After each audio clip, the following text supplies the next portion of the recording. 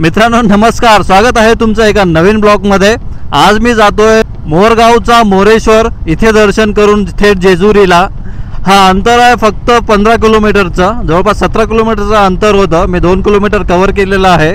इथून मी जेजुरीला जातोय। आपल्याला या ब्लॉगमध्ये जेजुरीचा गड पाहायला मिळणार आहे, तर ब्लॉगमध्ये शेवटपर्यंत नक्की राहा, तुम्हाला सर्व डिटेल इन्फॉर्मेशन मिळून जाईल। आणि मी इकडे मोरगावला येऊन कसा पोहोचलो हे जर तुम्हाला पाहायचं असेल तर तुम्ही माझा जो आधीचा ब्लॉग होता पुणे टू मोरगाव ट्रिप तो तुम्ही नक्की पहा। त्यामध्ये मी अष्टविनायकचा पहिला गणपती कव्हर केलेला होता आणि तुम्हाला थोडक्यामध्ये पूर्ण डिटेल इन्फॉर्मेशन देईल मी। पुण्यामधून जेव्हा तुम्ही इकडे जेजुरीला येणार आहे, सर्व रस्ता एकदम व्यवस्थित पूर्ण हायवे आहे। तुम्हाला फक्त ट्रॅफिक तिकडे पुणे सिटीमध्ये लागणार आहे। त्यानंतर जशी तुम्ही सिटी क्रॉस करणार आहे, एकदम व्यवस्थित चांगला आणि नवीन कोरा रस्ता आपल्याला इकडे पाहायला मिळणार आहे।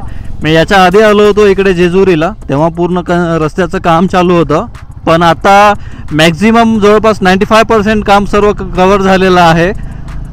सासवडमध्ये पण मी लास्ट टाइम सासवड गावामधून आलेलो होतो, पण आता त्यांनी बायपासचं पण रस्ता काम पूर्ण कंप्लीट केलेलं आहे। त्यामुळे आपल्याला सासवडमध्ये पण जायची काही गरज पडलेली नाही आहे। त्यामुळे जर तुम्ही पुण्यातून इकडे जेजुरीला येत असाल तर हार्डली 1.5 तासामध्ये तुम्ही थेट जेजुरीमध्ये येऊन पोहोचाल।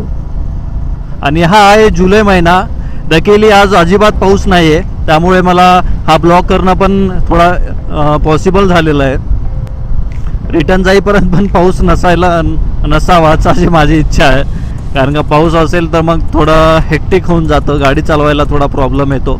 त्यामुळे मित्रांनो, तुम्हाला आपले ब्लॉग जर आवडत असतील आणि तुम्हाला ब्लॉगबद्दल काही सजेशन असेल, अजून काही इम्प्रूव्हमेंट हवी असेल, तुम्हाला दुसरं काही एक्सपेक्ट असेल तर मला कमेंटमध्ये नक्की कळवा। जेजुरीच्या जवळ आलो आहे आणि जसं जवळ येतो आपण आपल्याला दुरूनच गड दिसतो। इकडे समोर जो दिसतोय तो आहे जेजुरीचा गड आणि इकडे बोर्डवरती पण नाव दिसतंय जेजुरी। 300 मीटरवरून आपल्याला लेफ्ट टर्न आहे आणि मग थेट आपण गडाच्या पायथ्याला जाऊन पोहोचू। पावसाळा असल्यामुळे गड पण एवढा अप्रतिम दिसतोय इथून, खूप म्हणजे खूप छान। वरती जाण्यासाठी मागून पण एक टर्न आहे।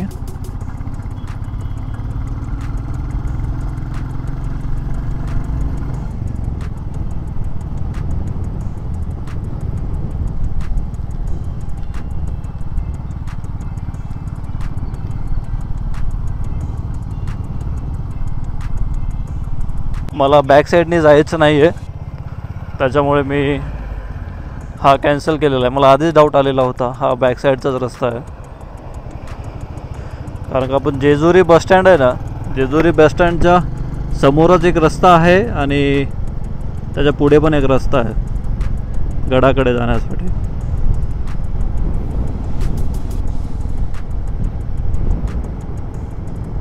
इकडे जेजुरीमध्ये आल्यानंतर आपल्याला जेवणाचे वगैरे खूप ऑप्शन मिळतात।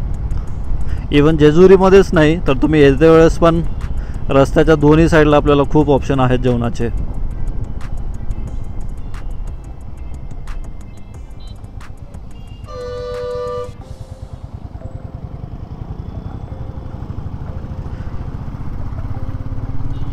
गडाकडे जाण्यासाठी आहे ना 3 ते 4 रस्ते आहेत, मी त्यात थोडा कन्फ्यूज झालो आहे। हां, या रस्त्याने गेलो होतो मी, करेक्ट। मला रस्ता थोडासा कन्फ्यूज झाला होता, त्याच्यामुळे जर तुमच्याकडे 4 व्हीलर असेल तर तुम्हाला इकडे एंट्री तिकीट काढावं लागतं। मे बी मला वाटतं 50 रुपये काहीतरी आहे, 2 व्हीलरला फ्री असतं। इथे एंट्री पास घेऊन पण तिकडे पार्किंगमध्ये सेपरेट पैसे द्यावे लागतात, कारण का तिकडे खूप प्रायव्हेट पार्किंग पण आहेत। आणि इथून आपल्याला दिसतो जेजुरी गड, बघा हे समोर दिसतोय, झाडामुळे दिसत नसेल। इकडे जेजुरीला आल्यानंतर थोडंसं कन्फ्युजन होतं आपल्याला, कारण का 3 ते 4 रस्ते आहेत गडाकडे जाण्यासाठी, त्यामुळेच मला आता थोडंसं कन्फ्युजन झालं होतं। मी लास्ट टाइम आलो होतो तेव्हा पण मी याच रस्त्याने इकडेच गाडी पार्क करून गेलेलो होतो.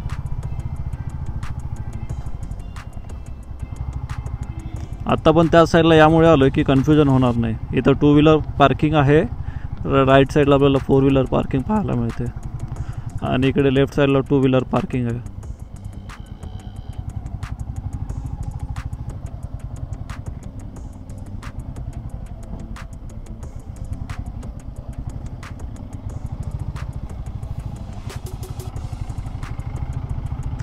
आणि या ज्या पार्किंग आहेत ना, सर्व प्रायव्हेट पार्किंग आहेत. सर्व पार्किंगसाठी आपल्याला पे करावं लागतं. हे बघा, पे अँड पार्क.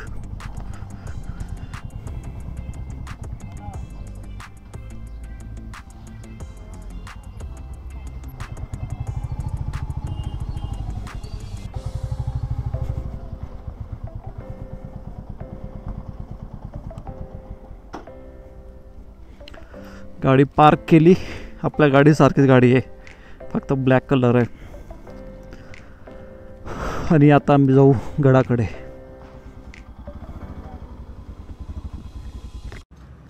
गडाच्या पायथ्याला पेड पार्किंगचे ऑप्शन आहेत. तिकडे आपण आपली 2 व्हीलर आणि 4 व्हीलर पार्क करू शकतो.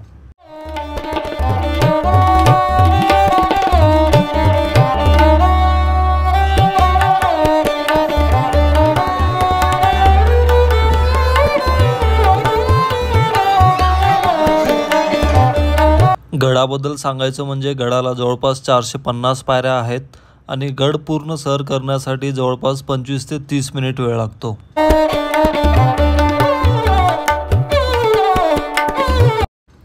गडावरती क्विक दर्शन पास सुद्धा अवेलेबल आहेत. 100 रुपये पर पर्सन इकडे चार्जेस आकारले जातात. जर तुम्हाला क्विक दर्शन करायचं असेल तर तुम्ही इकडे पास घेऊ शकता.